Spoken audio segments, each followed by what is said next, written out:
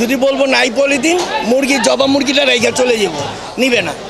এইটার উত্তরটা কি করবো? মানে 1 টাকার পলিথিনের জন্য আমি কাস্টমারটা রেখে হারামু।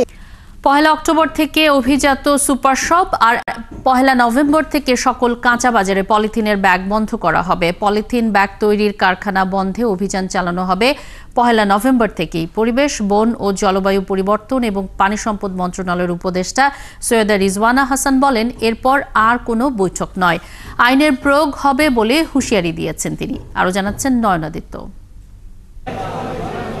প্রতিদিন নানা কাজে ব্যবহৃত হয় পলিথিন। গবেষণা বলছে বাংলাদেশে দিনে 30 থেকে 35 টন পলিথিন ব্যাগ ব্যবহার করা হয়, যার বড় অংশই থাকে হাটবাজারে।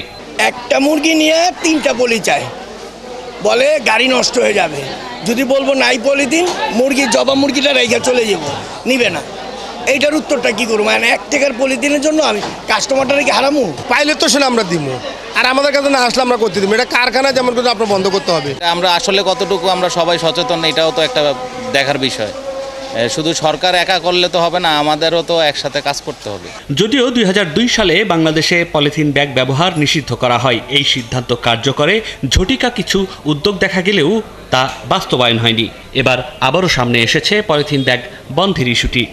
মঙ্গলবার পাটের ব্যাগ ব্যবসায়ীদের হাতে তুলে দেন পরিবেশ, বন ও জলবায়ু পরিবর্তন এবং পানি সম্পদ মন্ত্রণালয়ের উপদেষ্টা সৈয়দা রিজওয়ানা হাসান। জানান, পলিথিন ব্যাগ বন্ধে আগামীতে আর কোনো বৈঠক নয়, আইনের প্রয়োগ হবে। 1 অক্টোবর থেকে দেশে বিদ্যমান যে নিষেধাজ্ঞা আছে পলিথিন এবং প্রোপাইলিন ব্যাগের ভিতরে, সেটা আমরা সুপার শপিং মলগুলোতে প্রয়োগ করতে যাচ্ছি। 1 নভেম্বর থেকে আমরা কাঁচা বাজারে প্রয়োগ করতে যাচ্ছি।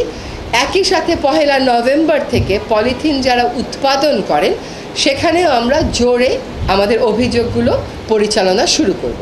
বিকল্প হিসেবে পাট, কাপড় ও কাগজের ব্যাগের কথা বলা হচ্ছে। 20টি প্রতিষ্ঠানের সাথে বৈঠক করেছে অন্তর্বর্তীকালীন সরকার। প্রতিষ্ঠানগুলো পলিথিনের বিকল্প ব্যাগের প্রদর্শনী করবে এবং চাহিদা অনুযায়ী সরবরাহ নিশ্চিত করা হবে বলে জানান সৈয়দা রিজওয়ানা হাসান।